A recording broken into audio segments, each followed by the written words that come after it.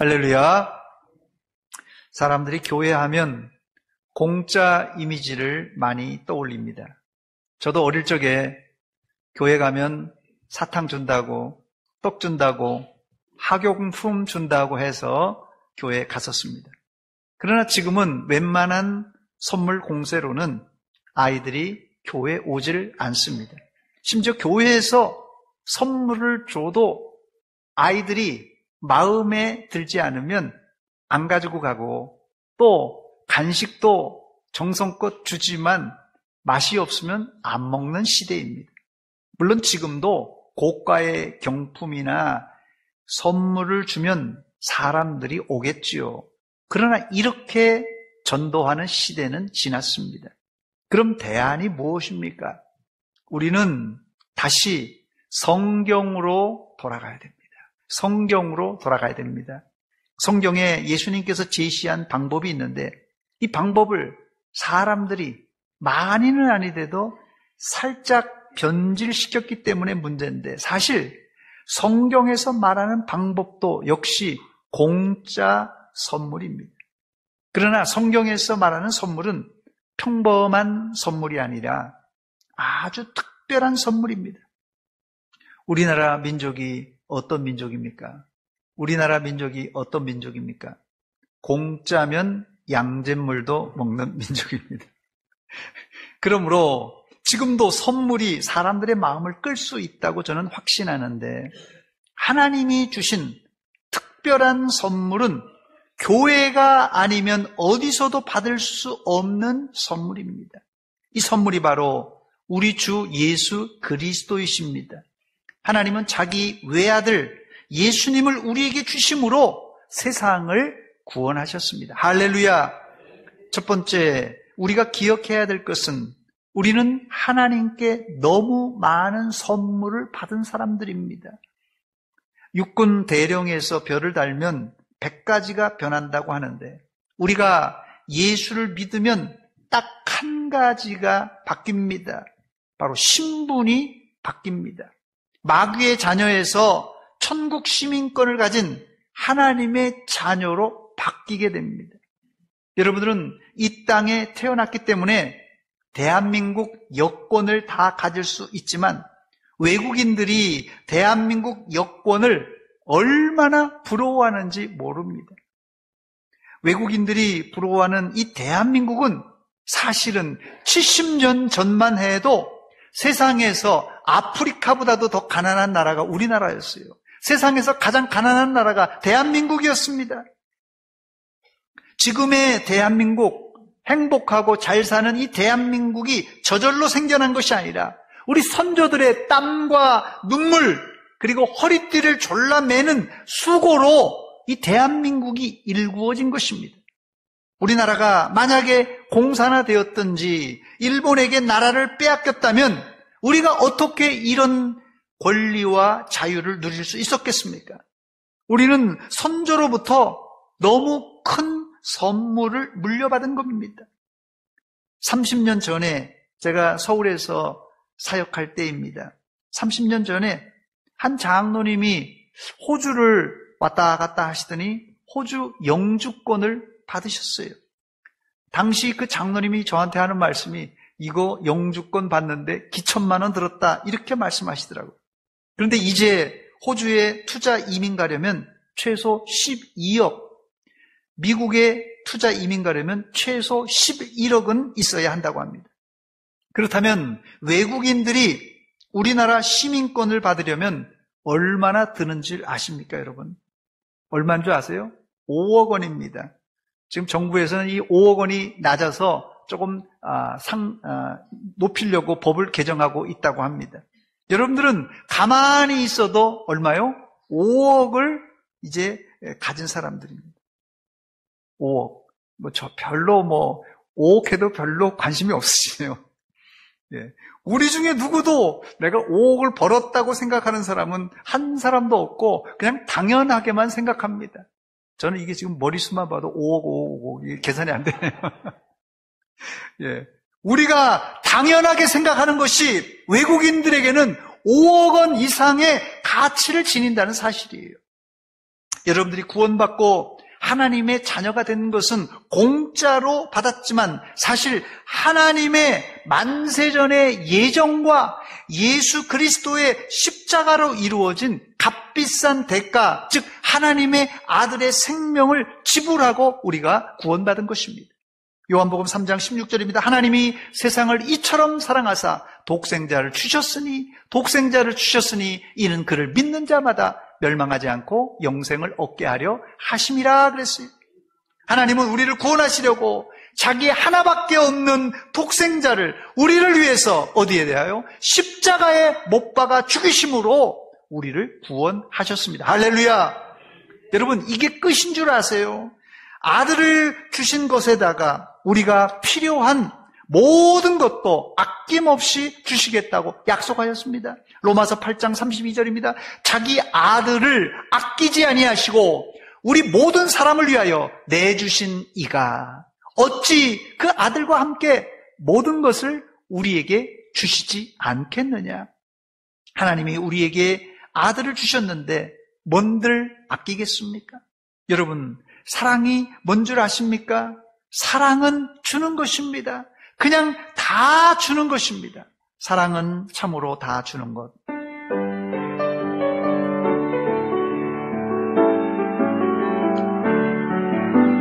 사랑은 참으로 다 주는 것, 다 주는 것, 다 주는 것. 사랑은 참으로 다 주는 것, 더 가지지 않는 것. 이상하다. 이상하다. 동전한 일 움켜잡으면 없어지고 쓰고 빌려주면 풍성해져 땅 위에 가득하네. 오, 사랑은 참으로 다 주는 것, 다 주는 것, 다 주는 것. 사랑은 다 주는 것, 더 가지지 않는 것. 할렐루야. 사랑은 다 주는 것입니다. 예수님의 참사랑은 자기의 목숨까지도 다 주셨어요.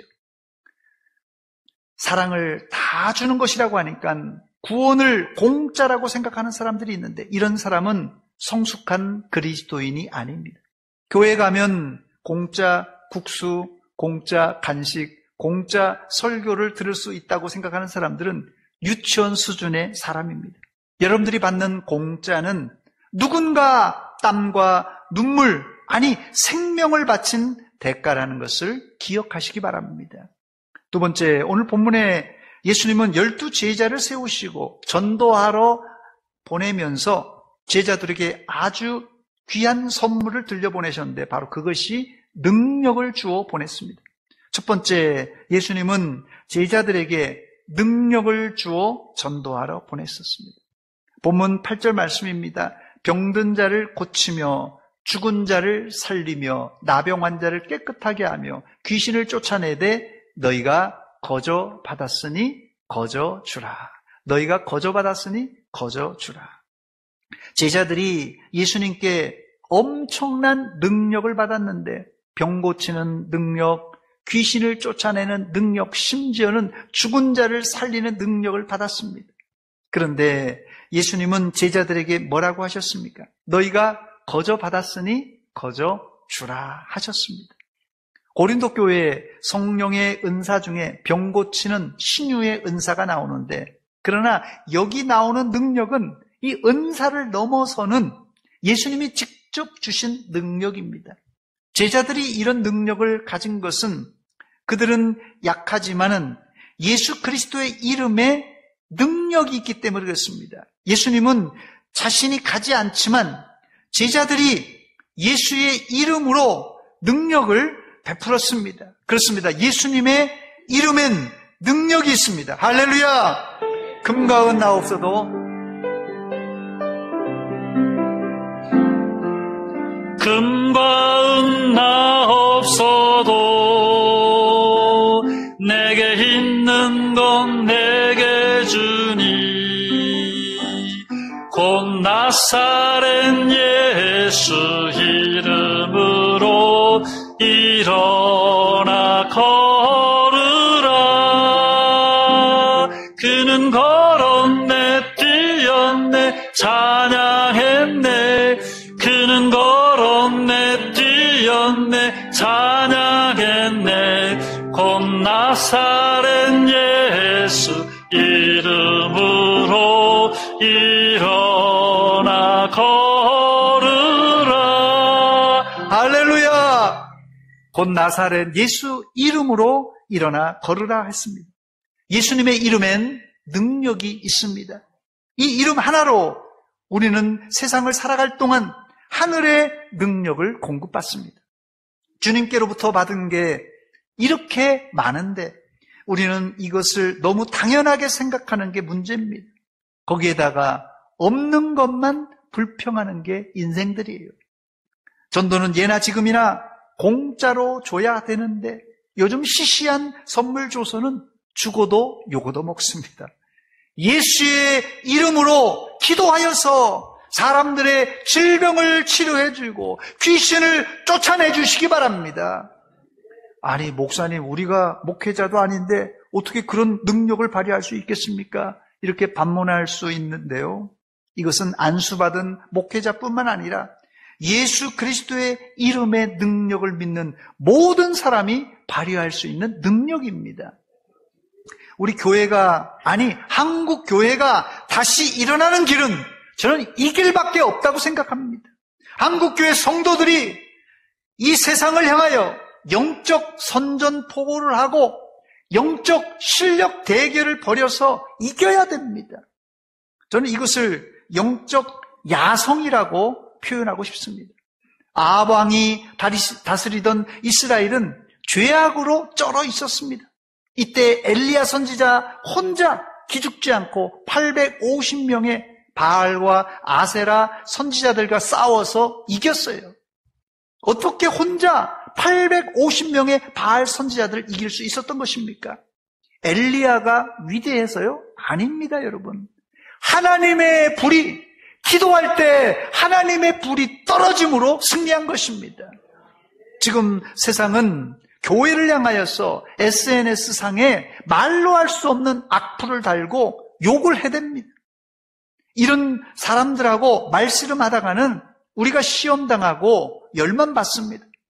자고로 선비는 개가 짖어도 가는 길을 가는 사람을 말합니다. 그리스도인들은 세상이 우리를 욕하더라도 병을 고쳐주고 귀신을 내쫓아 주므로 실력을 보여줘야 됩니다. 그때 욕설을 퍼붓던 사람들의 입이 닫히게 되고 하나님이 참신이심을 고백하고 돌아오게 될 줄 믿습니다. 이제 어지간해서는 전도가 안 되는 세상입니다. 이런 능력을 보여줘야 반대자들이 돌아오게 되는데 이게 영적 대결입니다. 저를 한번 따라서 하시기 바랍니다. 사탄은 물러가고 전도의 문화 열려라. 하나님은 우리에게 예수 그리스도를 선물로 주셨습니다. 우리가 전도할 때 예수의 이름으로 예수의 이름을 들고 나가야 이길 수 있고 또한 열매를 맺을 수가 있습니다. 두 번째 소개할 선물도 너무 귀한 것인데요. 세상이 알지 못하는 평안 샬롬입니다. 본문 12절과 13절에 나오는데요. 또 그 집에 들어가면서 평안하기를 빌라. 그 집이 이에 합당하면 너희 빈 평안이 거기 임할 것이요. 만일 합당하지 않으면 그 평안이 너희에게로 돌아올 것이니라 그랬어요. 여기 평안이라는 단어가 헬라어로 에이레네라는 단어인데요. 이 평안이라는 단어가 히브리어로는 우리가 잘 아는 샬롬입니다. 샬롬. 저를 한번 따라서 하시기 바랍니다. 샬롬 샬롬. 우리 평안을 너에게 주노라. 세상이 줄 수 없는, 세상이 알 수 없는 평안.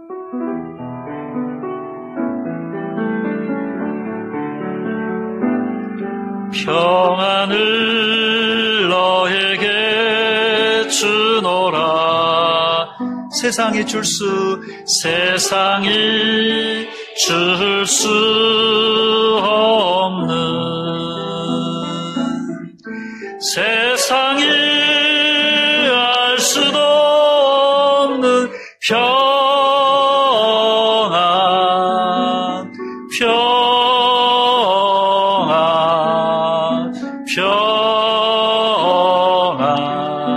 평안을 내게 주노라.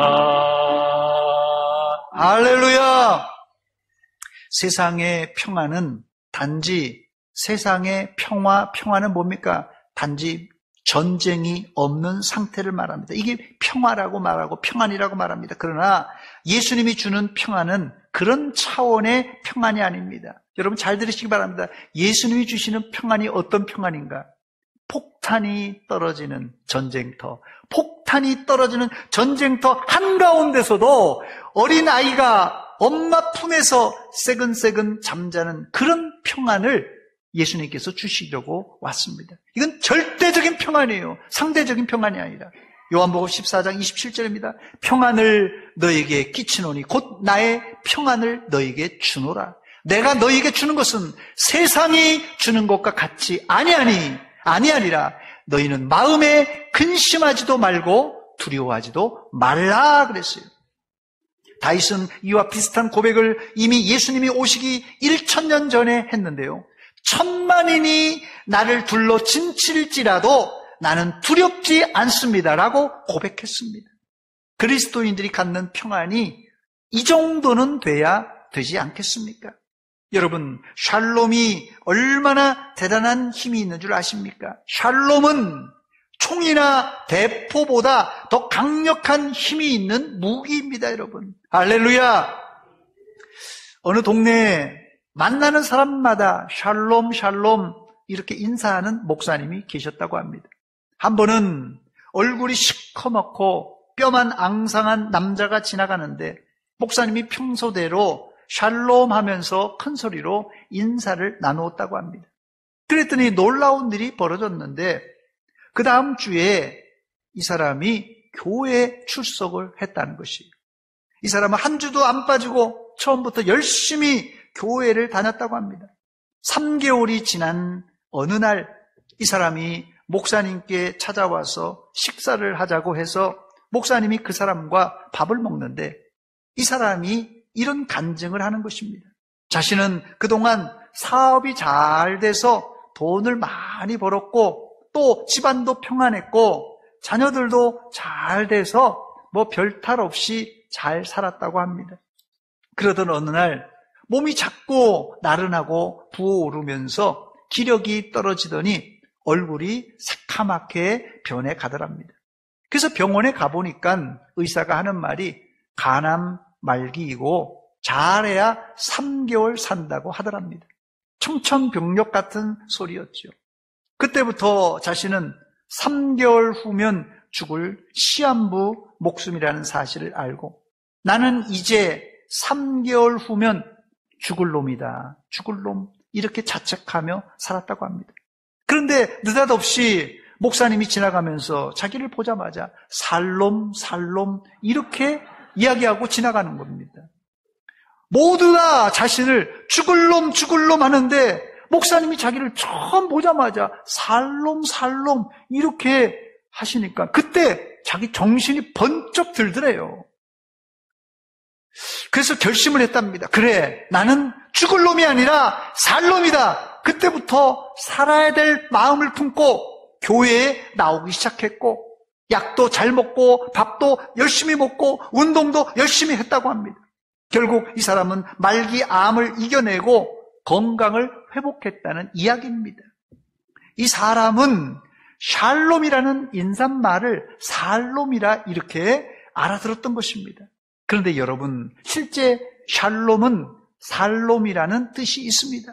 샬롬의 원뜻은 몸과 영혼의 온전한 안녕을 의미하는 뜻입니다. 그렇습니다. 샬롬은 죽을 놈의 육체와 영혼, 우리는 원래 죽을 놈이에요. 죽을 놈의 육체와 영혼을 다시 온전한 상태로 살릴 수 있는 능력의 말입니다. 저를 한번 따라서 하시기 바랍니다. 샬롬. 이 유대인들이요, 기쁘고 즐거울 때는 샬롬을 연속해서 지금도 샬롬 이렇게 반복해서 부른다고 합니다. 세상엔 예수 없이 예수 밖에서 죽어가는 사람들이 얼마나 많이 있습니까? 그런데 왜 죽는지, 언제 죽는지도 모르고 죽음의 길을 걸어가고 있습니다.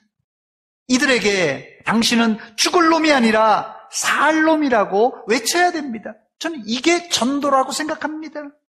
지난 주일 오후 여전도의 헌신 예배 때 설교 제목이 뭡니까? 다 까먹었죠. 전도 참 쉽죠. 전도 참 쉽죠.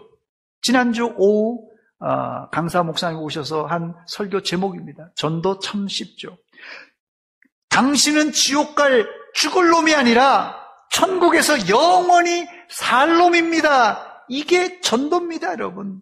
전도 참 쉽죠. 저를 한번 따라서 하시기 바랍니다. 샬롬 샬롬. 전도는 죽어 지옥 갈 인생을 살려서 천국 하나님의 나라로 인도하는 일입니다. 세 번째, 여러분, 우리가 공짜로 받는 이 평안 샬롬은 어떻게 만들어지는지 아십니까?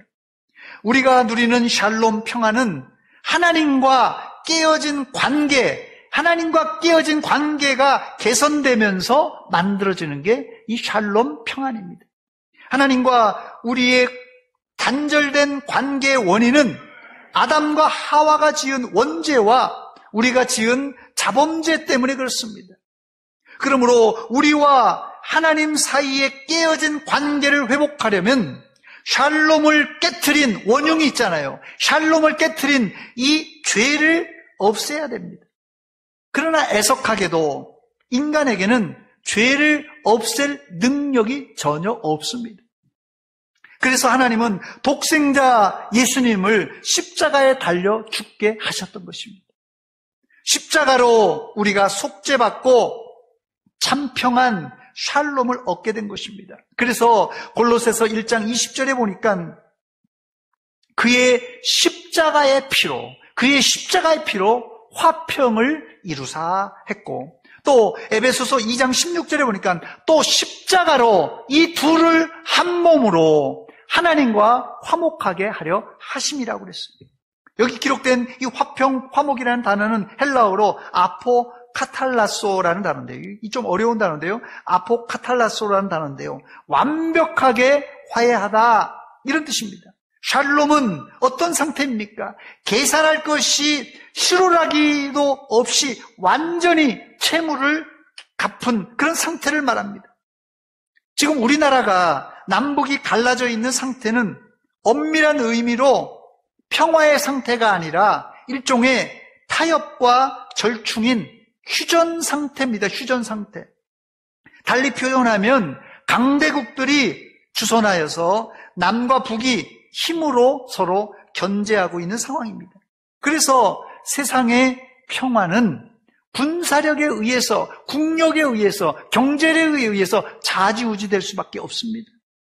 우리가 세상에 전해야 하는 샬롬 평화는 힘에 의한 일시적인 평화가 아니라 하나님과 우리 사이에 있었던 불편한 죄악 덩어리를 십자가로 소멸하고 원래 하나님의 창조하셨던 에덴 동산과 또 앞으로 도래할 하늘나라에서 맛볼 이 평안, 샬롬을 전하는 것이에요.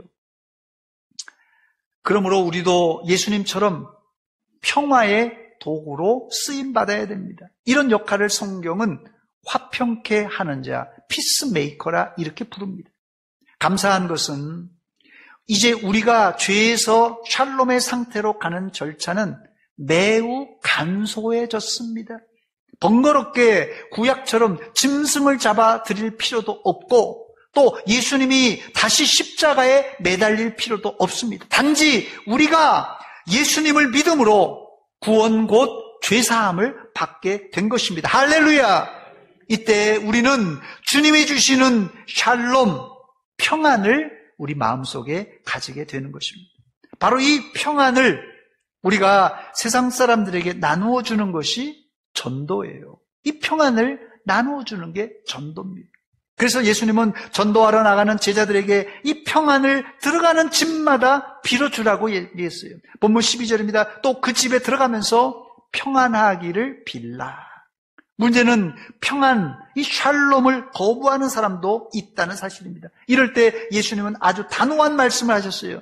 본문 14절에 보니까 누구든지 너희를 영접하지 아니하고 너희 말을 듣지 아니하거든 그 집이나 성에서 나가 너희 발에 먼지를 떨어버리라 그랬어요.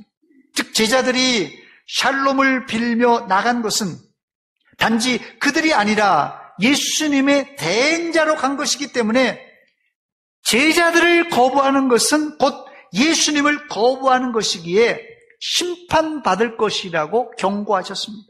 본문 15절입니다. 내가 진실로 너에게 이르노니 심판날에 소돔과 고모라 땅이 그 성보다 견디기 쉬우리라 그랬어요.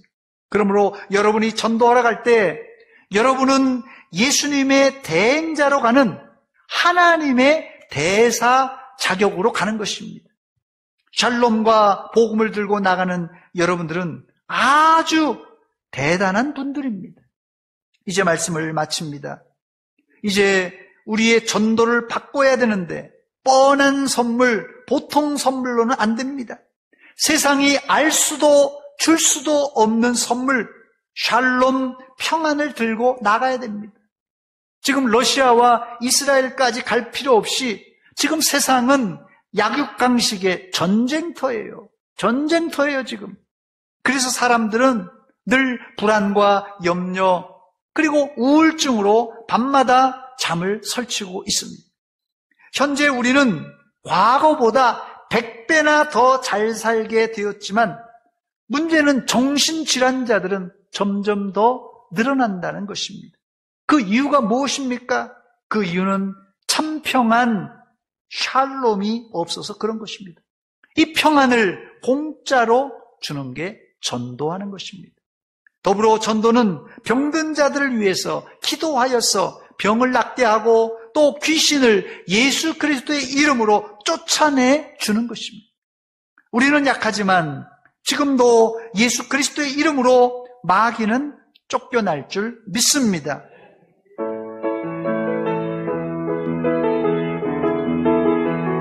예수 이름으로 마귀는 쫓긴다.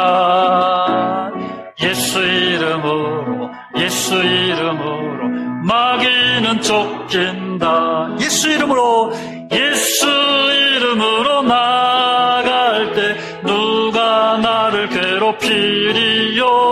예수 이름으로 나갈 때 마귀는 쫓긴. 한 번 더 다시 부릅니다. 예수 이름으로 마귀는 쫓긴다.